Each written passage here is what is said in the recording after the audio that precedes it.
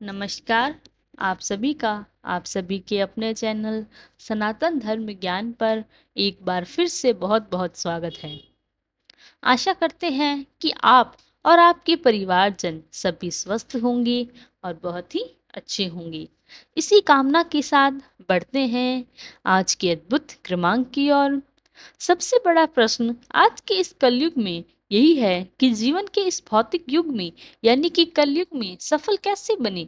देखिए, जैसे जैसे समय व्यतीत होता जाता है, आधुनिकता आती जाती है, वैसे वैसे सफलता के मन भी बदलते रहते हैं। लेकिन कुछ नियम ऐसे होते हैं जो कि सफलता तक आपको पहचानने के लिए बहुत मार्ग प्रस्तुत करते हैं।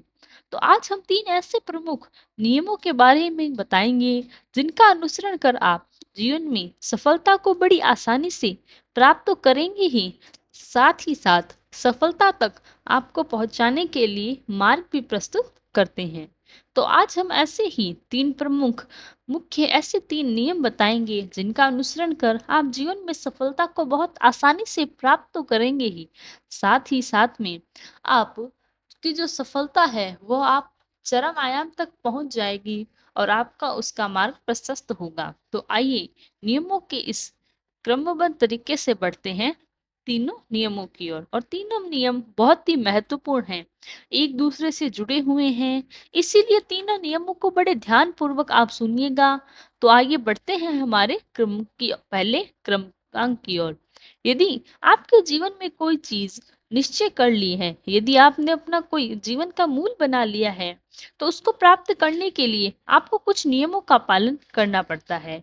और उन नियमों को बताने वाले भी जीवन में एक महागुरु परम आवश्यक है। यानी कि जिस व्यक्ति के जीवन में गुरु का अभी तक प्रवेश नहीं हुआ है, ऐसे व्यक्ति को सबसे पहले गुरु की तलाश करनी चाहिए, क्योंकि महागुरु वो होते हैं जो जीवन में हमें सही मार्ग बताते हैं, सही मार्ग आपको सिखलाते हैं और उनके द्वारा सिखाए गए मार्ग से आपके लिए सफलता बहुत आसान हो जाती है।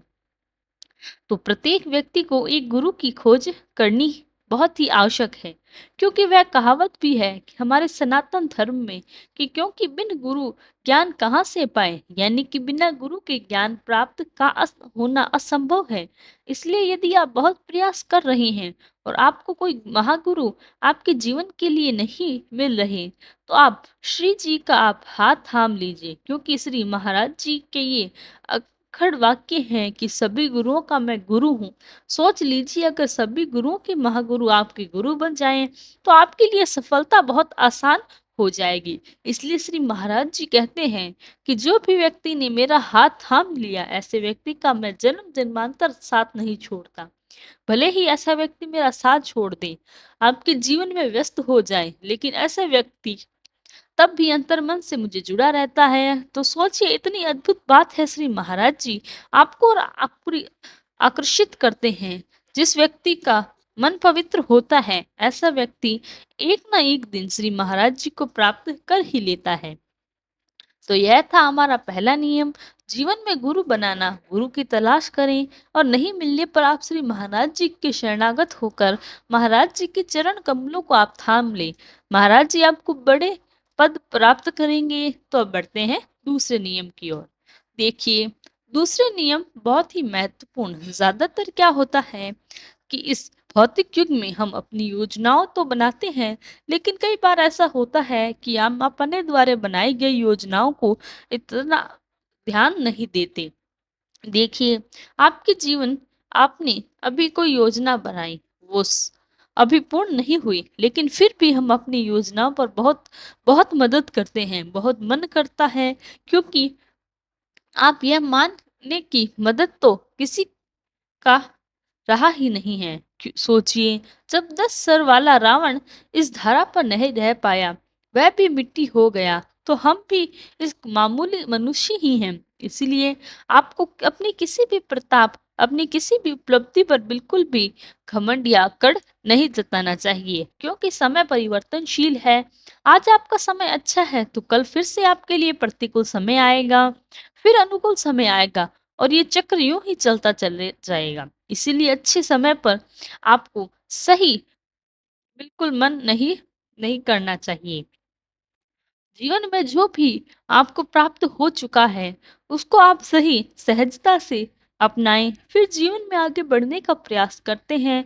यह प्रयास आपके अभ्यास रुकना नहीं चाहिए। यही प्रयास आपको आज आप जिस पायदान पर आप खड़े हैं, आपको देख रहे हैं, आपकी और आपको कई गुना आगे लेकर जा सकते हैं। तो इसलिए अपनी योजनाओं पर ध्यान केंद्रित कीजिए, ना कि उपलब्धियों पर। तो यह नियम आपको अवश्य बनाना है। जीवन में यह नियम अगर आप सफ सफल होने के लिए समझ गए, तो आपका जीवन बहुत ही सहज हो जाएगा। दूसरों के लिए आप बहुत सजग हो जाएँगे, बहुत सरल हो जाएँगे, आपको समझना आसान हो जाएगा। और व्यक्ति वही है जो समाज में रहकर समाज का ना हो अब बात करते हैं। तीसरी महत्वपूर्ण नियम की। तीसरा नियम यह क जो सबसे महत्वपूर्ण है, इस नियम को यदि आप बहुत आसानी से समझ लेते हैं, आपका जीवन बहुत ही परिवर्तनशील, बहुत ही सफल वर्धन हो जाएगा।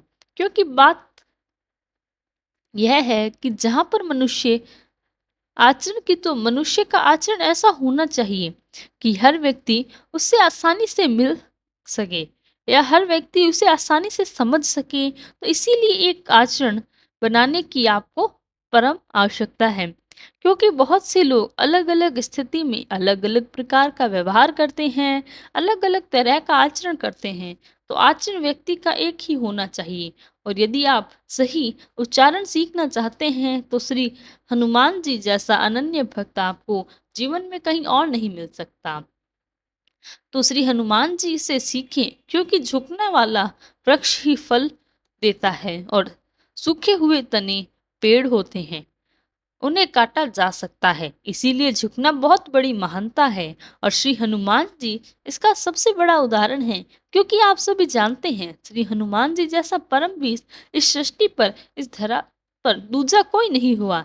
लेकिन फिर भी अपनी शक्ति को उन्होंने बिल्कुल भी मन नहीं किया।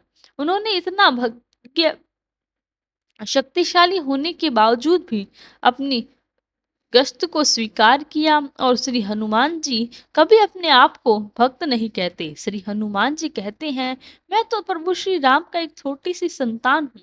लेकिन उसे दर्शाने में भी आप उनकी शक्ति देखिए, उनका कौशल देखिए कि श्री हनुमान जी कैसे परमवीर, जो सब अगर चाहे अकेले ही इस रामायण के युद्ध को जो श्री राम और श्री रावण से जीता, वो अकेले ही जीत सकते थे। लेकिन फिर भी उन्होंने प्रभु श्री राम को सारी बातों को मानकर उस प्रकार का आचरण किया। और अपने आप में इस संसार में आज भी वह अमर हैं, चिरंजीवी हैं। तो इसीलिए कहा जाता है कि जीवन में हर व्यक्ति को अच्छा व्यवहार बनना चाहिए। एक अच्छा आचरण करने वाला और अच्छा आचरण दूसरों को सिखाना नहीं जा सकता। केवल अंतर्मन की शक्ति से ही इसको समझा जा सकता है। इसीलिए इस आचरण को इस प्रकार से लोगों के सामने आप दर्शाइए, ताकि लोग आपसे भी लाभान्वित हो सके, आपका उदाहरण समाज में प्रेषित हो। तो आज के 3 अद्भुत नियम जिन पर आपको हमने बताया, आप उन पर ध्यान दें, तो आपका सफल व्यक्तित्व आपको ज़रूर प्राप्त होगा। श्री महाराज जी के आशीर्वाद से आपके साथ हैं, तो आशा करते हैं कि आपको आज का क्रमांक पसंद आया होगा। यदि क्रमांक अच्छा लगा हो तो लाइक, कमेंट, शेयर और चैनल को सब्सक्राइब करना ना भूलें। साथ ही साथ यदि आपका भी कोई प्रश्न है, तो हमें कमेंट में लिखकर अवश्य बताएं, हम उसका प्रत्युत्तर अवश्य देंगे। कल फिर मुलाकात होगी ऐसे ही एक अद्भुत क्रमांक के साथ। तब तक के लिए धन्यवाद। जय गुरुदेव।